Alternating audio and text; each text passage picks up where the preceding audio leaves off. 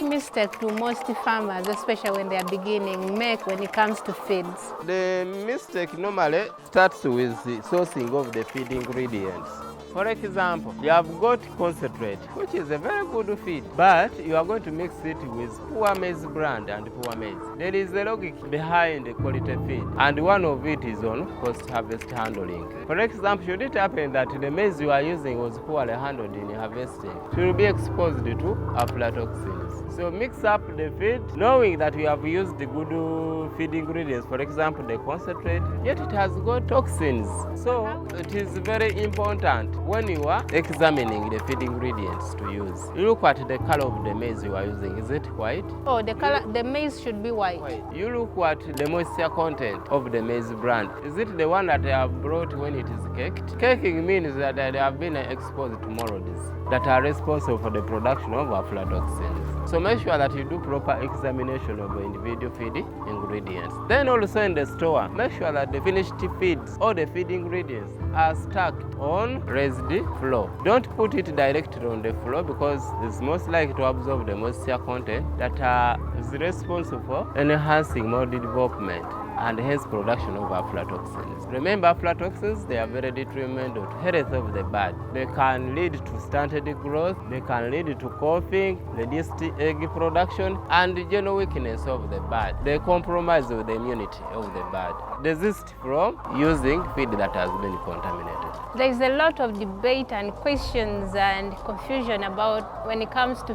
feeding and its management on the poultry farm. Mr. Rashid, how do you determine the right type of feeds for your birds? The right type of feed is entirely determined by the age of the bird. For example, in the brooder, we talked about pre-starter, which is 30% broiler concentrate, 30% crude proteins. And from the 3rd week to 6th week, we intend to mix the feed for growers. And in that feed, entirely we mix good maize bran. And at our case, we intend to get maize bran of 2 classes. 2 classes? Yes. There is 2 types of good maize bran? Yes. Okay. We get class 2 and class 3. Class 3 actually contains a lot of maize flour, but class 2, it has got more roughages. Then also we mix up with maize, broken maize. There we add 30% broiler concentrate, and we make a complete feed for that age. From 3rd week to 6th week. That food is okay. It contains 30% crude proteins. Remember also that egg, the birds are still growing and they require a lot of proteins and also energy sources. That's why they are fed on 30% crude protein feed. Then also, why do we involve the class 2 maize bran, which contains a lot of roughages? You must have understood the digestive physiology of the bird. Must every farm understand that? Now, for us now, we have gone beyond to understand that. But at least 20 person should also have good knowledge about quality feed. Now that maize bran class 2 has got a lot of roughages, entitled to enhance digestibility. Then class 3 has got more energy. So those deficiencies that comes as a result of energy, they are being solved.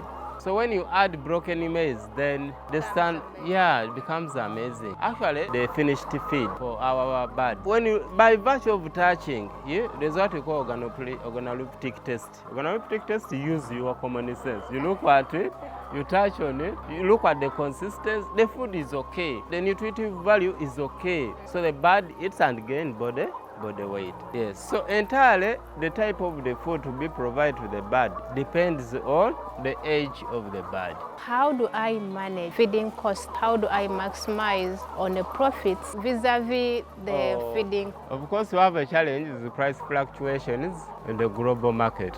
Actually, when you look at production cost in poultry, it accounts for 60%. And therefore, for a farmer should be in a position to identify the feed ingredients at a reasonable cost.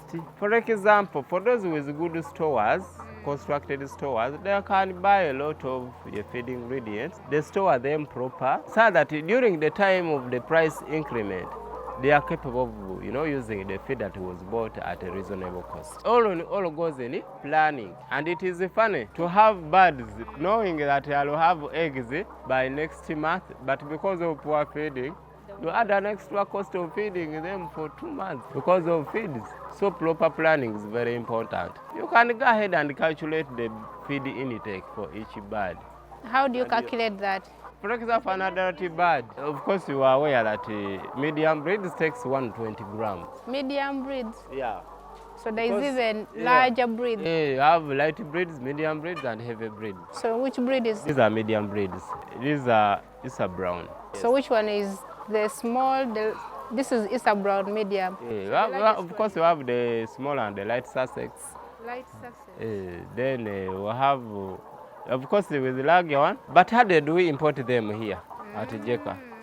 We import the medium breed. The good thing with these medium breeds, even at the time of flaying them, they don't get wasted a lot. They maintain their body weight. They can fetch good money. So you were telling us about the calculations of the feed intake. For the medium breed, the feed intake is always 120 grams. So if I have around 1,000 layers, I can calculate the total amount of feed I need by multiplying by the total number of the birds. Then I divide by 1,000, put them in 2 kilograms. I'll know that in a week I'll be using this. So these months I'll be in need of such a quantity of feed. So in other words, you can actually have all the feeds you're going to feed these birds from the point you brought them to the point you may not, but at least you should have a startup so that at least you have the feed that can feed them at least up to towards laying, provided you stock it properly and is not predisposed to moisture content that will facilitate mold development. So how much is someone supposed to spend on each bird, like on average? On average, 20,000, including the bird, purchasing the bird, feeding it, drugs, and all the vaccination services. We were there in a brood and you talked about something to do with conversion ratio. We are not vets, but we want to understand at least. What's that?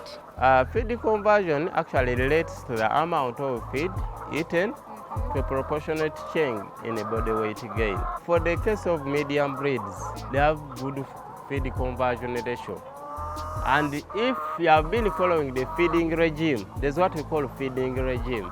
In the feeding regime, the presentation of the feed, the quality of the feed you are giving is all defined by the feeding regime. On average, we are aware that for a bird that has been feeding very well on the quality feed, it should be in a position to attain a body weight of 1,700 grams for it to lay. Therefore, if it has achieved the 1,700 grams to start laying, it means that its feed conversion ratio has been okay, and it should not exceed 2. So what affects the conversion ratio? The health of the bird. For a bird that is sick, it will not fully utilize the food. Then 2, the quality of the food. Where we have presented the feed to the bird, but it does not confer the nutritive value it requires. It will not put on body weight because it is just eating for the sake, just for maintenance. Then also there's also the stocking density itself. You have many birds with less feeders. And you are saying that the birds are not growing. Yet there is competition because of poor stocking density.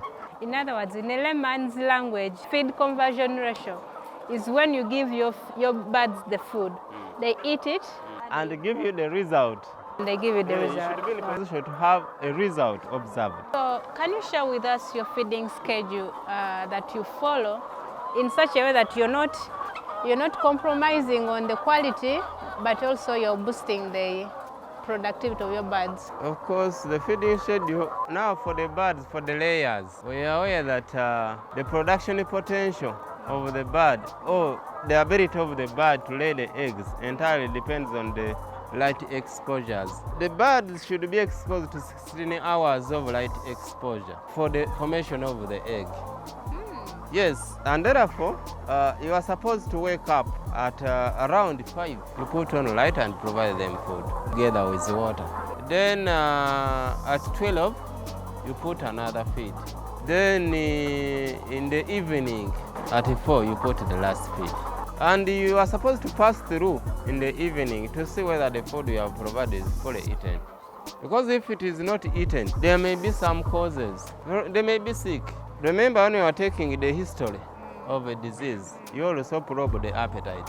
And if the birds have not eaten the food, it means there are some issues with the health or issues with the presentation of water. Because if you actually, the bird will take the food if it is fully provided water adequately. All the time, water should be there, good water. That's how it is in position to utilize the food. What are some of the common health issues in laying birds? Of course, there is the prolapse. You find the bird has been laying and the uterus has turned outside, inside out. More especially if it lays very big eggs or if it has a disease. Then another thing is that egg eating. If you have not picked the eggs in time, they may resort to eating the eggs. More especially, it is very common to deep litter system. Because with the battery cage, the eggs rolls and it gets away from the bird. It is not easy to access it. As you can see, there is a troll. Then another thing is that, of course, with the cage, if you don't supplement them with liquid calcium, they can get stuck with the eggs. They get weakened. You find that the bird cannot walk. It's just like that, stiffened. Yes, because of the weakness in calcium, sodium. So, but you supplement it with some liquid calcium.